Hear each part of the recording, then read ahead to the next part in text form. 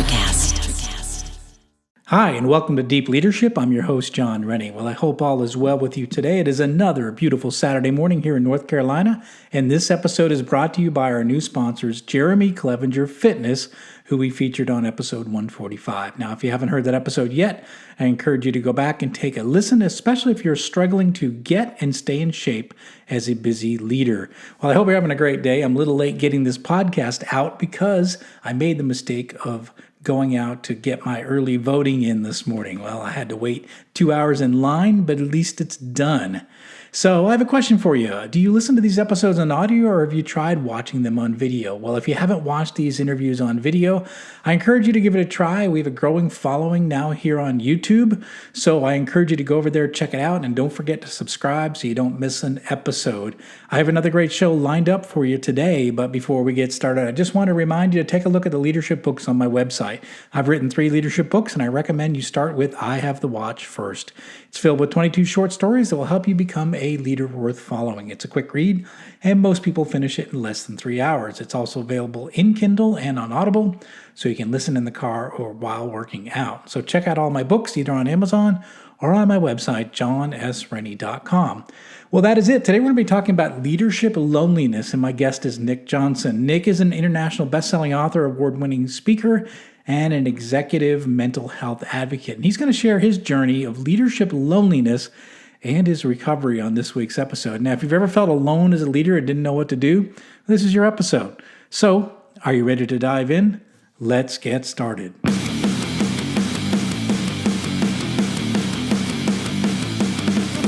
Welcome to Deep Leadership. Leadership is a people business. That's the philosophy of your podcast host, John Rennie. As a former Cold War submarine officer who spent 20 plus years leading businesses in corporate America before starting his own manufacturing business, he knows that leadership matters. Are you ready for some real-world actionable advice from John as well as his expert guests? I'm ready. The show starts right now. Welcome to the Deep Leadership Podcast. Today, I'm joined by Nick Jonsson. Nick is an international best-selling author, award-winning keynote speaker, and executive mental health advocate. He is the founder and managing director of Executives Global Network, Singapore, Asia's largest executive peer networking organization. He is the author of a new book called Executive Loneliness: The 5 Pathways to Overcoming Isolation, Stress, Anxiety, and Depression in the Modern Business World. And I am excited to have him on the show to talk about mental wellness for leaders. So, Nick, welcome to the show.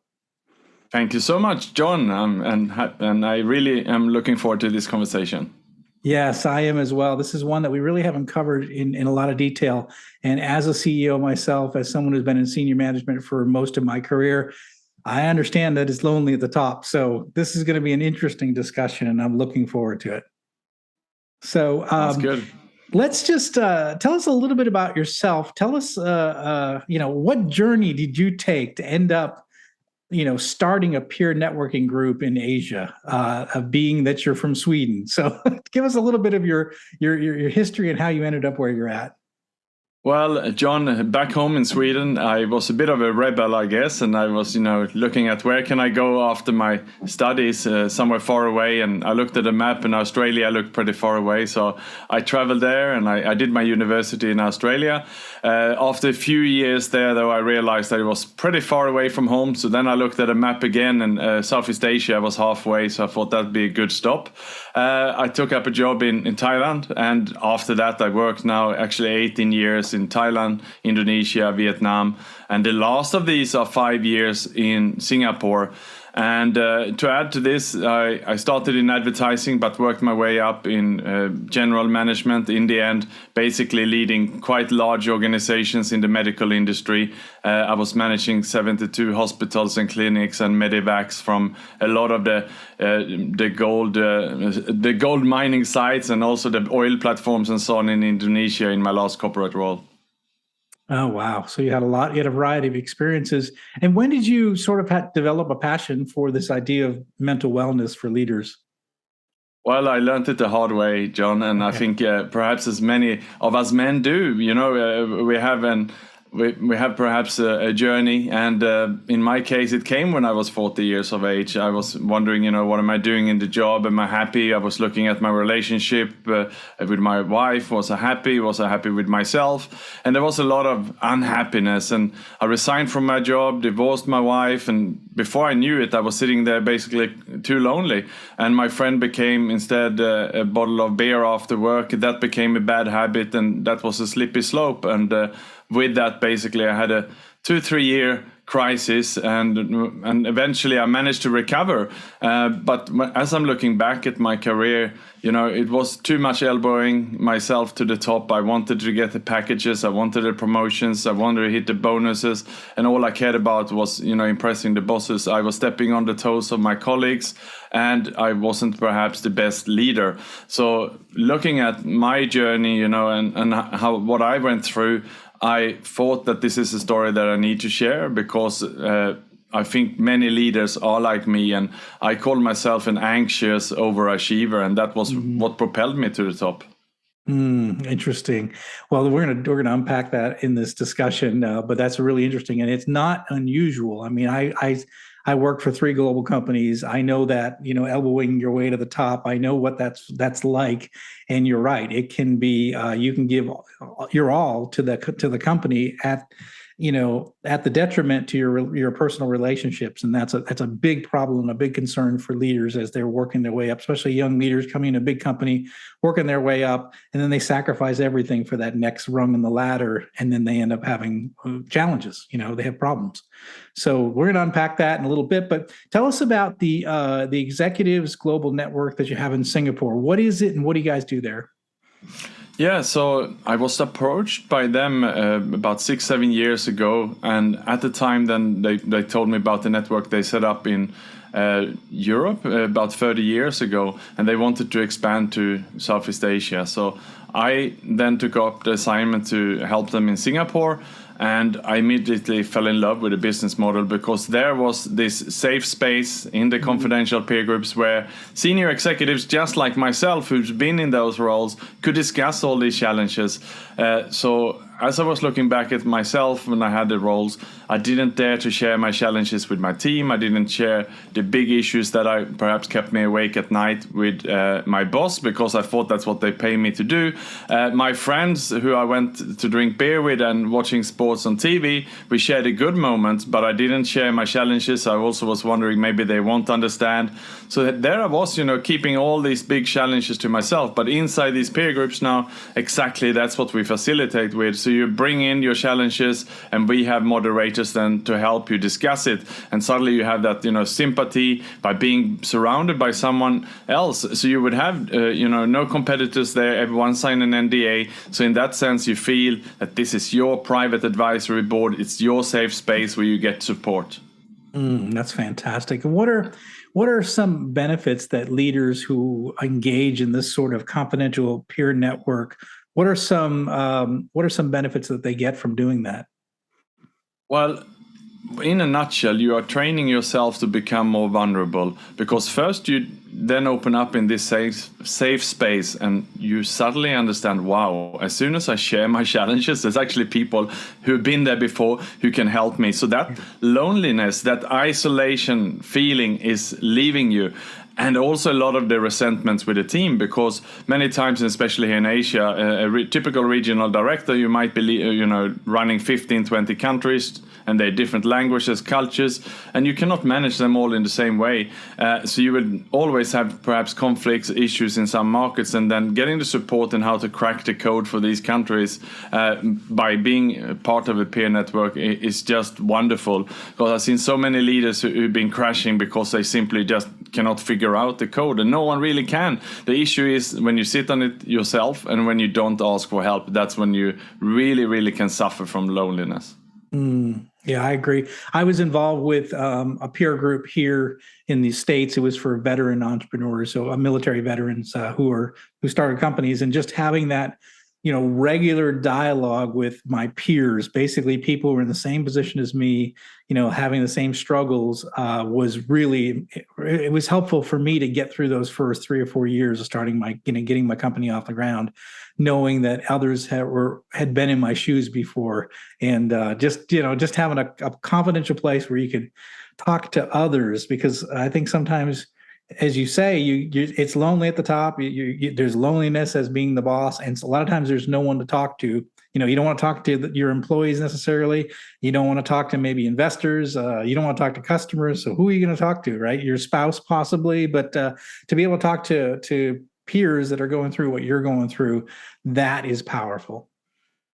Yes, absolutely. And I mean, we were running these peer groups leading up to the pandemic for senior executives. But what happened during the lockdowns then, we had the entrepreneurs coming to us, business owners asking, I also need someone to talk to. I'm sitting here working remotely from home. Yeah. My company is in crisis mode. I also feel isolated. And we quickly set up peer groups for business owners then. And we have more than 100 business owners now, divided in 3 peer groups here in Singapore as well. And we're setting up these in the other markets as well, Malaysia and Indonesia. I'm actually flying to Malaysia today. And so these are booming over there as well, because we quickly realized that the business owners indeed have challenges, and why not support each other as well rather than compete with each other. No, I love it. And I think it's really powerful. And those are people are listening in, and if you're struggling with loneliness, the peer groups are a great place to be able to have that.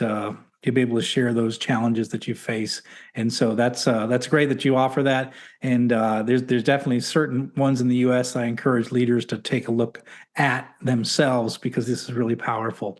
So you wrote a book about executive loneliness. So you told a little bit about your story. Why else did you write a book about executive loneliness? Why was this the subject you chose? Well, I was blessed to go through my crisis and come back stronger. But sadly, in 2019, there was a friend of mine, someone I had done some work with, who didn't make it through, and he died of suicide. And that was a big eye-opener for me, because I thought he had it all going for him. He had just been to the Mount Everest base camp. He was sharing on social media that he never was happier. He had a girlfriend he loved, he did a good job, and we did some work. He was going to do a presentation for at one of our events. Suddenly he was gone, and I had a lot of questions. I spoke with his family, and we still couldn't figure out what happened. So I realized then, by looking back at myself, while I had a crash, but I managed to come back, I realized that if I would have continued to go down, I could have ended up like him. And so many, and in this case, I was looking at men from the start, so many men had gone down that path. And it's starting by loneliness, and it's then not speaking up, not feeling understood. And that's why I decided to then survey this. And what I did, John, was I put down a survey to senior executives then, asking about loneliness, stress, depression, and mainly looking at, will you ask for help if you are suffering? Will you talk to your company about it? And that inspired me. The findings of this was the foundation for the book. Interesting. And as a part of that finding, did you find that in general that we don't, as leaders, reach out to others when we're struggling? Well, for a start, the survey was in 2019, so before the pandemic, and the findings was that about 30% were suffering from loneliness from time to time in the workplace. I did the same survey in 2020 during the pandemic, and the numbers have doubled. That's not a big surprise, of course, but we are working remotely, company in crisis mode, so yes, it has increased. The question then is, the next one was, will you talk to someone in your company?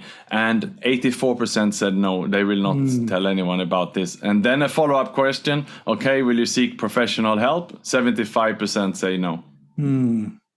So in general, as leaders, we do suffer from loneliness, 30% pre-pandemic, 60% in the pandemic, and then in general, a vast majority, we don't do anything about it. We don't seek professional help. We don't even reach out to others. We just internalize it. Absolutely. We soldier on. That's what we've been told as children, isn't it? Yeah. And what are the, aside from the story of your friend with suicide, what are the other effects when we are facing loneliness, depression, stress, anxiety, and we don't do anything about it? What are some of the effects that happen to us when that stuff is piling on? Well, I also did in-depth interviews of a lot of executives, which are included in my book, and some anonymous, while some people actually were okay to step forward and even mention the name. And it was various stories, and typically people were quite shy the first time. They wouldn't expose themselves too much, but it was a couple of instances, and I remember one in particular, a managing director, a very powerful lady in the banking industry, so working in a man's world, and she had made it to the top, and she looked like, the perfect example of someone who has it all together from the outside. But during the first interview, she didn't reveal much. But a few days later, she sent me a message and asking if we could catch up for a coffee again.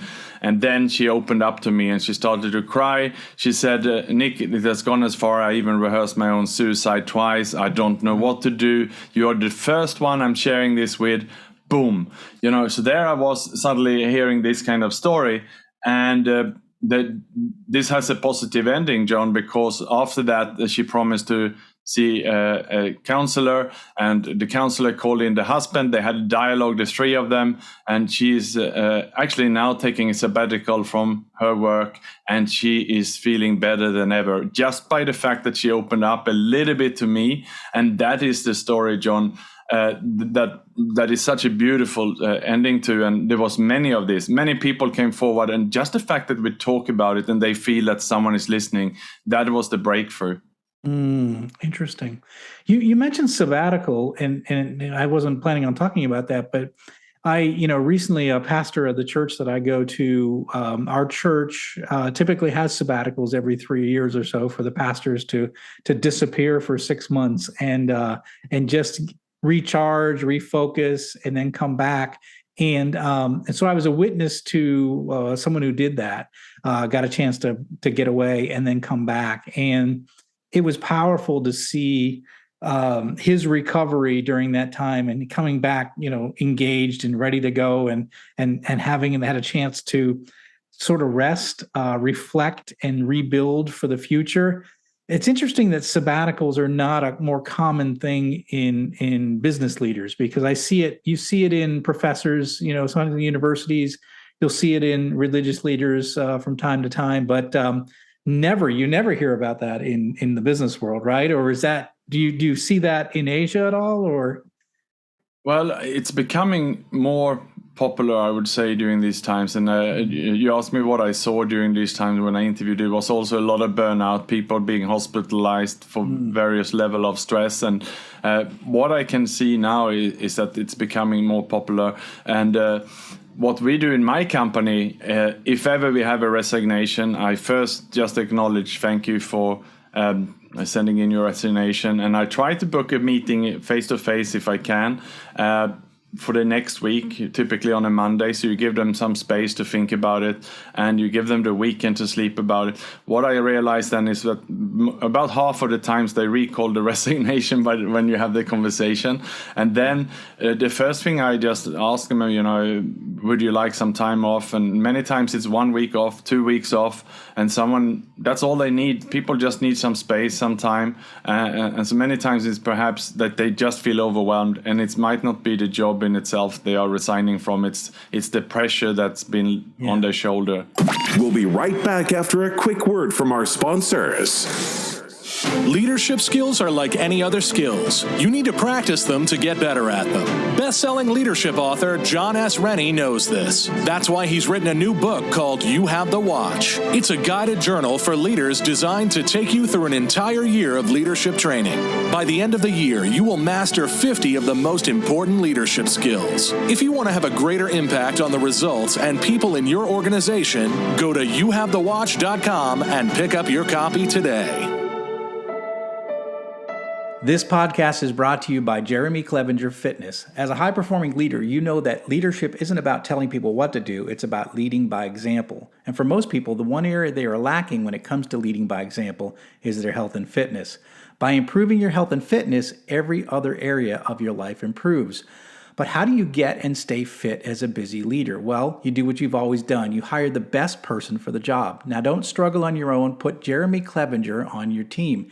Jeremy will work with you to help take your physique, mindset, nutritional habits, and more to the next level with his step-by-step, all-inclusive coaching program. Now, I've worked with Jeremy for the past year, and I'm in the best shape of my life. So if you want to step up your game, reach out to Jeremy at jeremyclevengerfitness.com to find out more and get your initial consultation scheduled with him today. This episode is brought to you by the Fraternity of Excellence. The Fraternity of Excellence is an online and real-world community for men who are looking to improve in all areas of their lives. The men of FOE are working together to become better husbands, fathers, and leaders at work and in their communities. They live by a simple philosophy: as iron sharpens iron, so one man sharpens another. Now, I've been a member for more than 3 years, and for me, I finally found a brotherhood of men that I was missing from my time in the military. Now, I love being around guys who are dedicated to becoming a better version of themselves. So if you're interested in becoming a man of excellence as well, go to fraternityofexcellence.com, or you can reach out directly to me to learn more. Executive loneliness. How do we avoid it? How do we, what are some signs that we're facing or we might see a peer that's facing it or we're facing it? What are some signs that we're kind of coming into this space?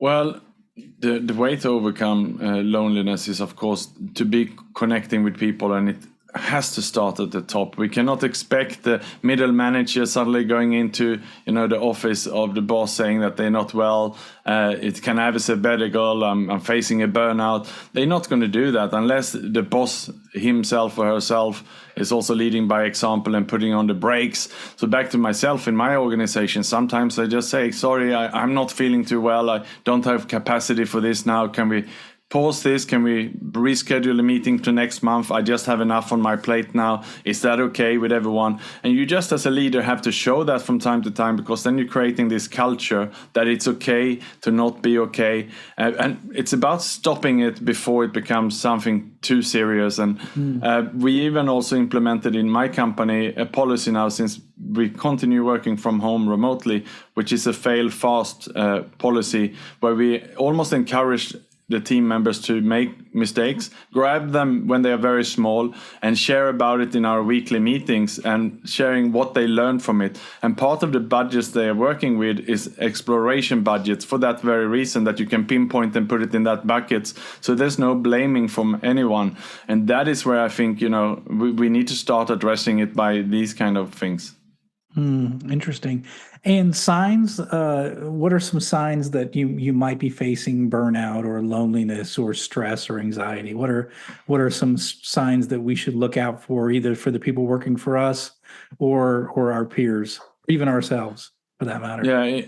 In my case, it was that I changed my habits. So I used to go for a run after work. Suddenly, instead I went to the bar drinking some beers after work, and I lost interest in things that I loved. And so if we're in a relationship, if your wife or husband normally come home every Wednesday and cook pasta, and they play the guitar every day for 7 years, or a mother who's losing interest in the young child, if we see these signs, then we might understand that something have changed, gaining a lot of weight or losing a lot of weight. And the issue is, of course, opening up this conversation, because if you ask someone, they're going to feel that you are confronting them. So there again, back to this, you have to start first. If you approach someone and you're building up this relationship and saying that you're a bit under the weather at the moment, and you share something that has some meaning, then most likely the person will after that say, oh, by the way, I'm also not feeling great. But we have to start first. So you have to recognize it and you have to have that conversation, you're saying? Yes, absolutely. The best is, of course, to build up this rapport before. When things are good, you need to learn to be vulnerable in good times. So then when you're going through challenging times, it's even easier. But if you are reactive and you haven't done that, the worst we can do is approaching our partner saying that I think you are drinking too much, or I think you're gambling too much of our money. People will immediately go into defense mode, right? We need to make sure that we are very careful with that. Interesting.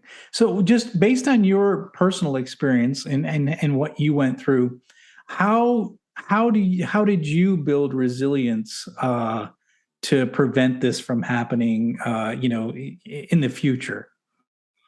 So in my case, it was about learning from what I've gone through, really taking this self-critical look at myself and then communicating it. So making my weaknesses my strength. And that's why I'm with you today, John. And that's why I wrote a book about it, because I thought I need to share this. And the first year, basically, I shared it in an anonymous, confidential environment. So I was already going through my recovery. I was already feeling a lot better when my friend died of suicide, but that changed everything. When that happened, I realized I should not keep my recovery journey is something that I need to share with other people. And I made a LinkedIn post at the time with a video that went viral, and people were suddenly writing from me all around the world. The next thing I was live on radio, and they were asking me a lot of very personal questions, and I was not really ready to share with the world, but I did because I was taken by surprise. And the next day I was in a 4-page feature in a big newspaper.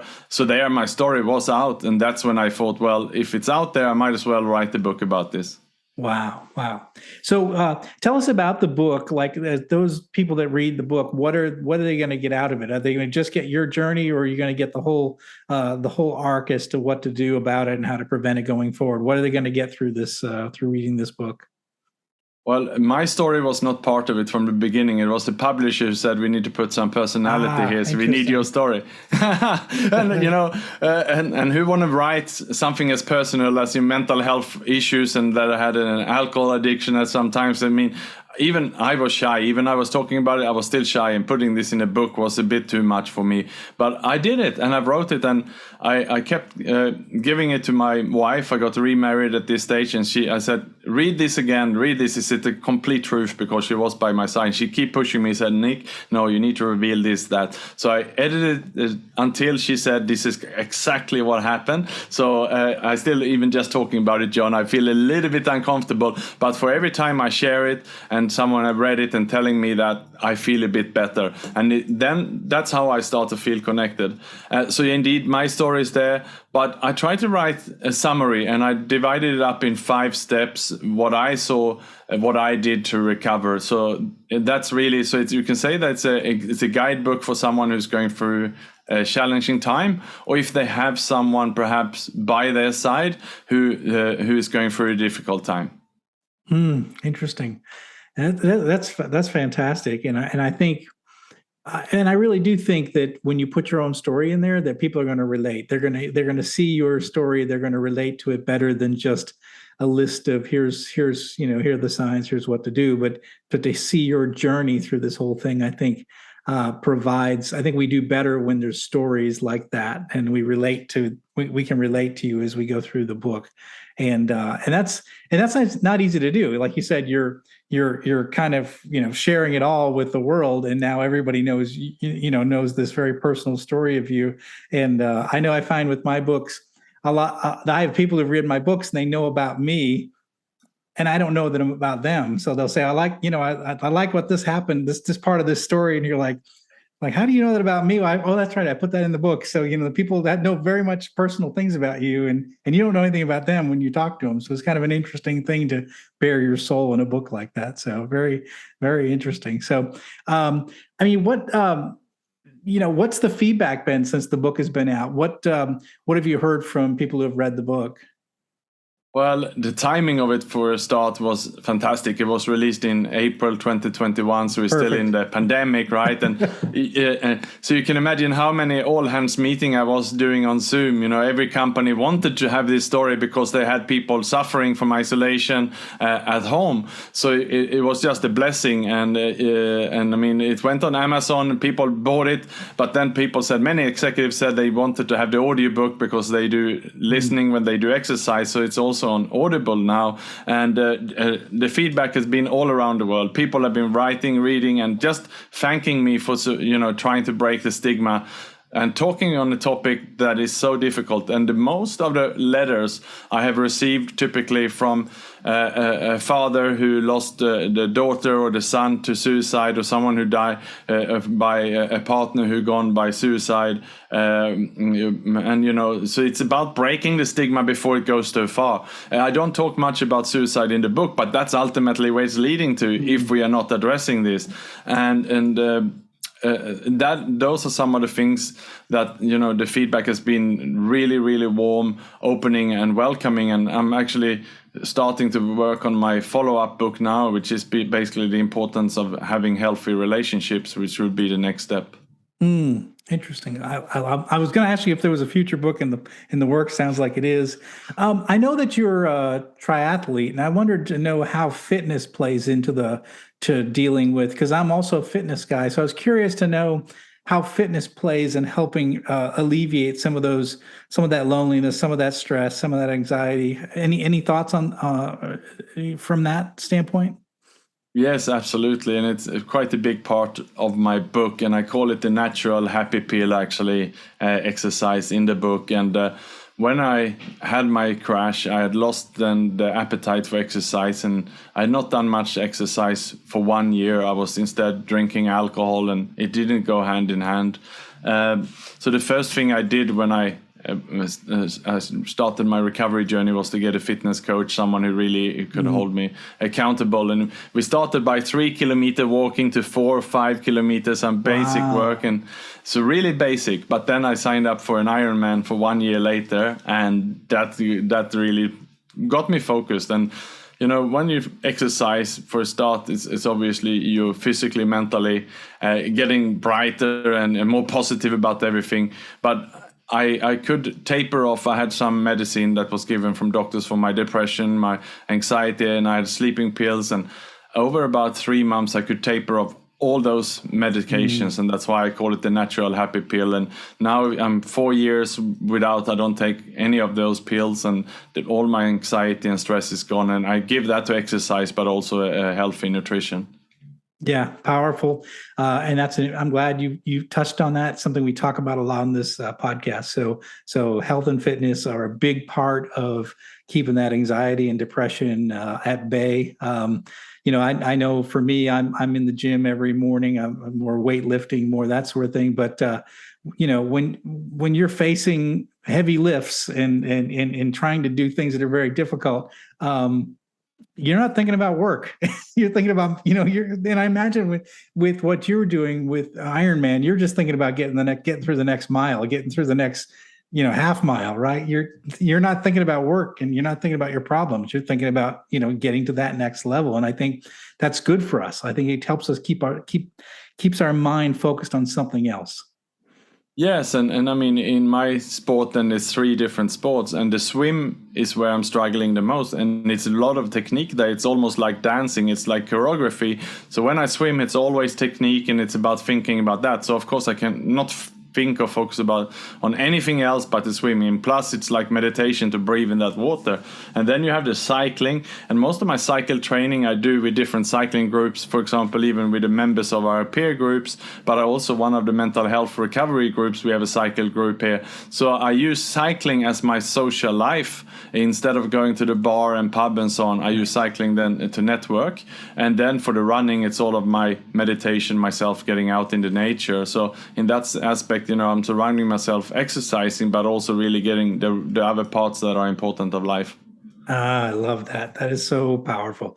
Really good to hear that. So what message would you give to any of the leaders who might be listening in to this episode that might be struggling, that might be they're hearing us talk about it, and they recognize that, you know, they might have a problem? What advice would you give them? Well, the first chapter in my book is called Taking Stock, and that is what I would advise anyone to do. Get out a simple pen and paper and write down the things the strong feelings you have.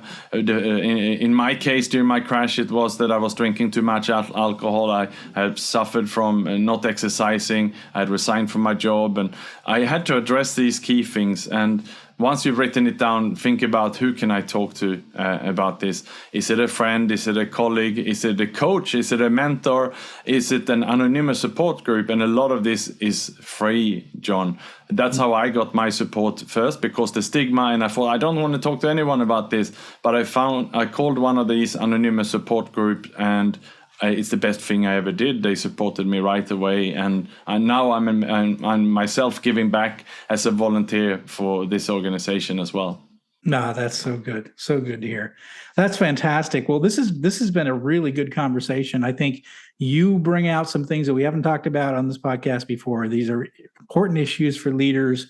You are vulnerable to these situations because you're somewhat isolated in the top of the company, and you sometimes don't have those peers to talk to.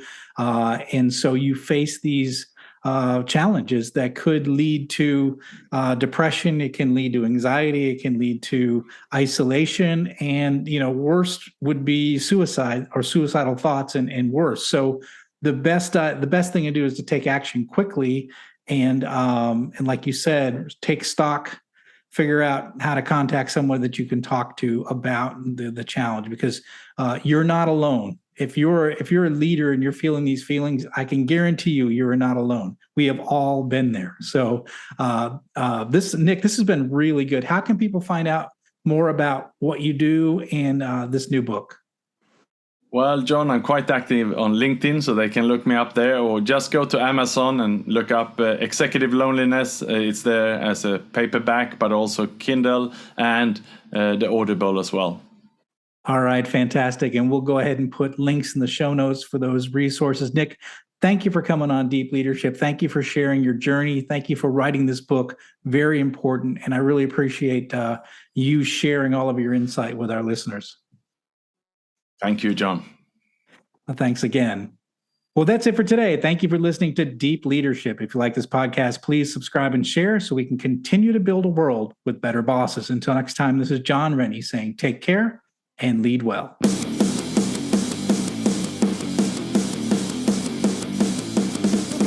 Thank you for listening to Deep Leadership. Thank you. Thank you. Thank you, thank you, thank you for all you do. We hope you enjoyed today's episode.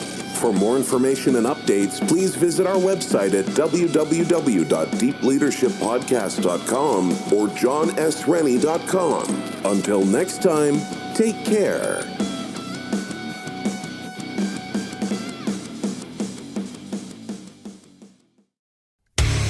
Hey there, I'm DC. I host the Rock Podcast, Back to the Arena, The Interviews. It's about a 30-minute podcast where I talk one-on-one with a band who has released new music.